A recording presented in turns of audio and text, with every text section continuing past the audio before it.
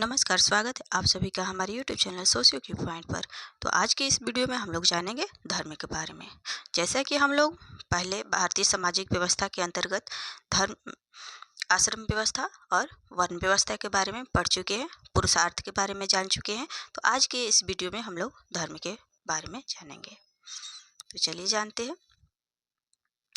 धर्म शब्द जो है ध्री धातु से बना हुआ है। किससे बना हुआ है? धर्म शब्द ध्री धातु से बना हुआ है, जिसका अभिप्राय क्या होता है? धारण करना। जिसका अभिप्राय क्या होता है? धारण करना। तो धर्म का क्या अर्थ होता है? तो धर्म का तात्पर्य आचार और व्यवहार के उन समान नियमों से है जिनका पालन प्रत्येक वर्ण के लोग और प्रत्येक आश्रम के लोग के लिए करना आवश्यक है। धर्म से व्यक्ति को क्या मिलता है? धर्म से व्यक्ति को आत्मसंयम, संतोष, दया, उदारता, क्षमता, अहिंसा एवं कर्तव्य पालन आदि गुणों को ग्रहण करने की प्रेरणा मिलती है। किससे? धर्म से। धर्म के दो उद्देश्य बताए गए हैं। कौन कौन से? तो अभ्युदय और निश्रेयस। अभ्युदय क्या होता है? अभ्युदय होता है जिसके अनुसार धर्म के वे तत्व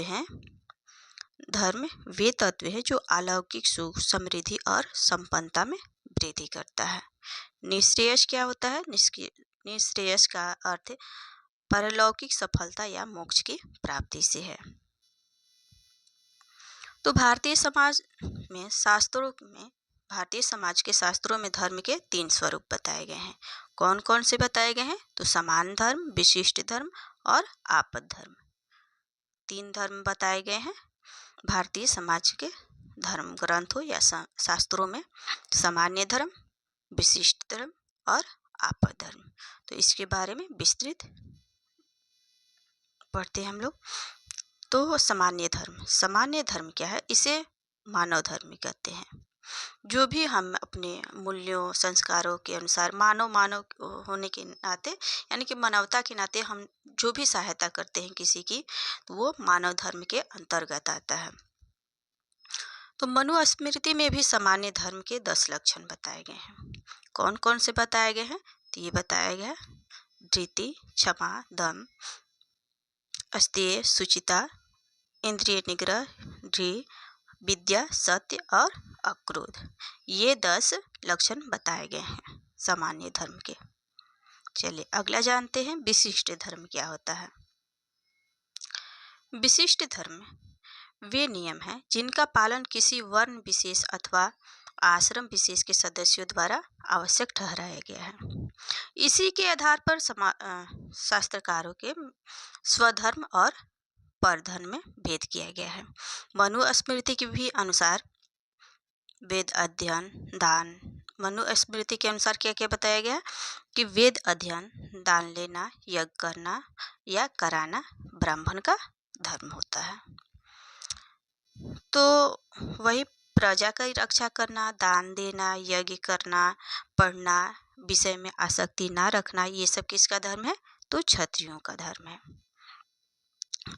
तो वैश्यों के क्या धर्म है? वैश्यों का धर्म है पशुओं की रक्षा करना, दान देना, यज्ञ करना, पढ़ना, व्यापार करना, ब्याज लेना और खेती करना। ये सब वैश्यों का धर्म है। और अनिंदक रहते हुए तीनों धर्मों की सेवा करना किसका धर्म है? शूद्रों का धर्म है।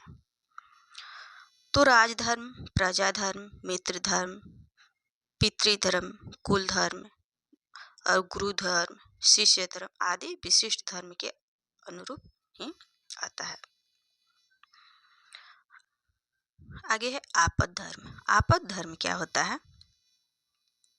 तो ये होता है कि भारतीय सामाजिक व्यवस्था में आपद धर्म की भी व्यवस्था की गई है।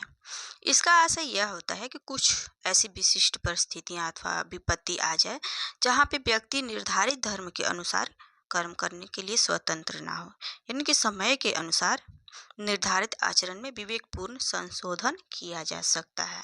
आपद धर्म में ऐसा किया जा सकता है। तो ऐसी परिस्थिति कब आती है? तो ऐसी परिस्थितियां प्राण संकट के समय या किसी प्राकृतिक आपदा के समय या राष्ट्रीय विपत्ति के समय उत्पन्न होती हैं। अगर कहा जाता है ना, अगर जान पे आ जाए तो हम लोग क्या कर सकते हैं? किसी की हत्या भी कर देना वो भी अधर्म नहीं होता है, धर्म ही कहा जाता है। आगे जानते हैं। तो हमारे भारतीय सामाजिक व्यवस्था में ऋण और यज्ञों की भी चर्चा की गई है। तो ये ऋण और यज्ञ क्या है, तो इस पे विस्तृत चर्चा करते हैं। तो भारतीय समाज में यह मान्यता पाई जाती है कि जो भी मनुष्य है ऋणों से भरे समाज में जन्म लेता है, और इन ऋणों से क्या होता है, गृहस्थ आश्रम से इन ऋणों से मुक्ति पाया जा सकता है। तो ये ऋण कौन कौन से हैं, तो भारतीय समाज में 5 प्रकार के ऋण माने गए हैं। कौन कौन सा, तो देव ऋण। देव ऋण क्या है, देवताओं के प्रति ऋण, हम लोग देवताओं के प्रति ऋणी होते हैं। दूसरा होता है ऋषि ऋण, गुरुओं के प्रति ऋणी होना। तीसरा है पितृ ऋण, यानी कि माता और पिता के प्रति ऋणी होना। अतिथि ऋण, अतिथियों के प्रति ऋण। और भूत ऋण, यानी कि पूरे जितने भी जीवधारी हैं उनके प्रति ऋणी होते हैं। तो इन ऋणों से उत्तीर्ण होने के लिए 5 यज्ञों की भी महत्व को स्वीकार किया गया है, जिसे क्या कहते हैं, पंच महायज्ञ भी कहते हैं। तो ये कौन कौन से यज्ञ हैं, देखते हैं। ये है देव यज्ञ, देवताओं के लिए होम करना जिससे देव ऋण से मुक्ति मिल सके। ऋषि यज्ञ करते हैं, ऋषि यज्ञ या ब्रह्म यज्ञ, जैसे कि वेदाध्ययन और स्वाध्याय। पितृ ऋण से मुक्ति पाने के लिए पितरों को श्राद्ध देते हैं। और अतिथि यज्ञ ये क्या होता है, अतिथि सत्कार होता है, यानी कि अतिथि ऋण से मुक्त होने के लिए क्या किया जाता है, अतिथि यज्ञ किया जाता है, जिसमें क्या अतिथि सत्कार होता है। भूत यज्ञ यानी कि भूत ऋण से उत्तीर्ण होने के लिए भूत यज्ञ किया जाता है, जिसमें जीवधारियों के लिए बलि प्रदान करना होता है। तो मुझे आशा है कि आप लोग को हमारी ये क्लास अच्छी लगी होगी। अगर हमारा क्लास अच्छा लगे तो लाइक, सब्सक्राइब एंड शेयर जरूर कीजिए।